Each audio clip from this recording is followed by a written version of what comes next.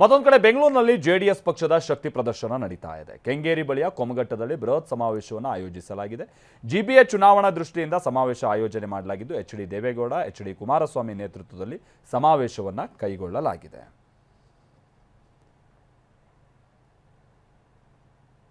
ಕುಮಾರಸ್ವಾಮಿಯವರು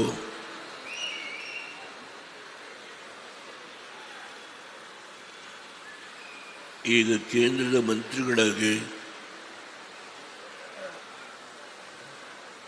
ಏನು ಕರ್ತವ್ಯವನ್ನು ನಿರ್ವಹಣೆ ಮಾಡ್ತಾ ಇದ್ದಾರೆ.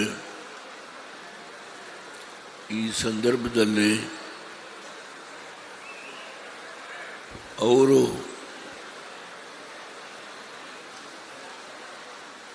ಹಿಂದೆ ಮಾಡಿದಂಥ ಹಲವು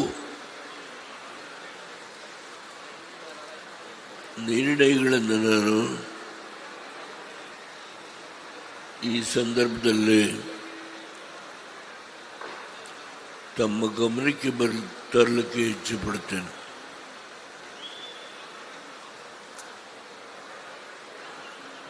ಬಹುಶಃ ಇಡೀ ರಾಷ್ಟ್ರದಲ್ಲಿ ಗ್ರಾಮ ವಾಸ್ತವ್ಯ ಮಾಡ್ತಕ್ಕಂಥ ಒಂದು ಕಾರ್ಯಕ್ರಮವನ್ನು ಯಾರಾದರೂ ಅನುಷ್ಠಾನಕ್ಕೆ ತಂದಿದ್ದರೆ ಅದು ಶ್ರೀಮಾನ್ ಕುಮಾರಸ್ವಾಮಿಯವರು ಅನ್ನೋದನ್ನು ನಾವು ಸ್ಮರಿಸ್ಕೊಳ್ಬೇಕಾಗುತ್ತೆ.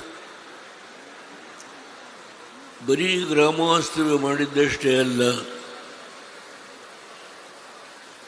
ಅಂದು ರೈತರು ಸಂಕಷ್ಟದಲ್ಲಿ ಸಿಕ್ಕಿ ಆತ್ಮಹತ್ಯೆ ಮಾಡಿಸ್ಕೊಳ್ತಕ್ಕಂಥ ಒಂದು ಕೆಟ್ಟ ಸನ್ನಿವೇಶವನ್ನು ಗಮನಿಸಿ ಇಡೀ ರಾಜ್ಯದಲ್ಲಿ ಆತ್ಮಹತ್ಯಕ್ಕೆ ತುತ್ತಾಗಿರುವ ಎಲ್ಲ ಕುಟುಂಬಗಳಿಗೆ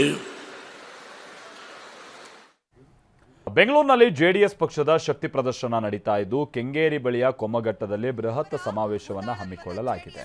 ಜಿಬಿಎ ಚುನಾವಣಾ ದೃಷ್ಟಿಯಿಂದ ಈ ಸಮಾವೇಶವನ್ನು ಆಯೋಜನೆ ಮಾಡಲಾಗಿದ್ದು ಎಚ್.ಡಿ. ದೇವೇಗೌಡ, ಎಚ್.ಡಿ. ಕುಮಾರಸ್ವಾಮಿ ನೇತೃತ್ವದಲ್ಲಿ ಸಮಾವೇಶವನ್ನು ನಡೆಸಲಾಗ್ತಾ ಇದೆ.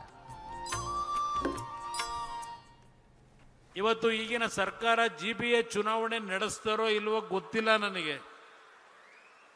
ಆದರೂ ಸಹ ನಮ್ಮ ಕಾರ್ಯಕರ್ತರು, ನಮ್ಮ ಮುಖಂಡರು 25ನೇ ಬೆಳ್ಳಿ ಹಬ್ಬದ ಒಂದು ಸುಸಂದರ್ಭ ಮತ್ತು ಮುಂದಿನ ಜಿಬಿಎ ಚುನಾವಣೆಗೆ ನಾವು ಸದೃಢವಾಗಬೇಕು ಅಂತ ಹೇಳಿ ಇವತ್ತು ಇಷ್ಟೊಂದು ಯಶಸ್ವಿಯಾಗಿ ಕಾರ್ಯಕ್ರಮ ಏನು ಮಾಡಿದ್ದೀರಿ. ನಾನು ನಿಮ್ಮಗಳ ಗಮನಕ್ಕೆ ತರ್ತಕ್ಕಂಥದ್ದು, ಅದರ ಜೊತೆಗೆ ನನ್ನ ಮಾಧ್ಯಮದ ಸ್ನೇಹಿತರಿದ್ದೀರಿ, ನಿಮ್ಮ ಮುಖಾಂತರ ಬೆಂಗಳೂರು ನಗರದ ನಾಗರಿಕರಿಗೆ ನಾನು ಮನವಿ ಮಾಡ್ತಕ್ಕಂಥದ್ದು, ಒಂದು ಬಾರಿ ಈ ನಾಡಿನಲ್ಲಿ ಕರ್ನಾಟಕ ನಾಡಿನ ಜನತೆ ಮತ್ತು ಬೆಂಗಳೂರು ನಗರದ ನಾಗರಿಕರು ಒಂದು ಅವಕಾಶವನ್ನು ಜಾತ್ಯತೀತ ಜನತಾದಳಕ್ಕೆ ನನ್ನ ನೇತೃತ್ವದಲ್ಲಿ ನೀವು ನೀಡಿ ಈ ಬೆಂಗಳೂರು ನಗರದ ಅಭಿವೃದ್ಧಿ ಅಷ್ಟೇ ಅಲ್ಲ, ಈ ನಾಡಿಗೆ ಆಗಿರ್ತಕ್ಕಂಥ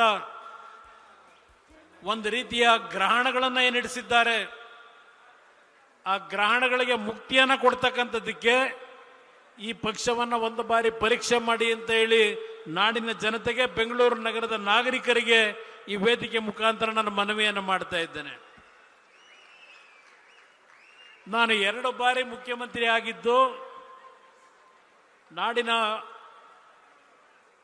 6.5 ಕೋಟಿ ಜನತೆ ಸಂಪೂರ್ಣ ಆಶೀರ್ವಾದ ಮಾಡಿ ಸ್ವತಂತ್ರವಾದ ಸರ್ಕಾರವನ್ನು ನಾನು ನಡೆಸಲಿಲ್ಲ,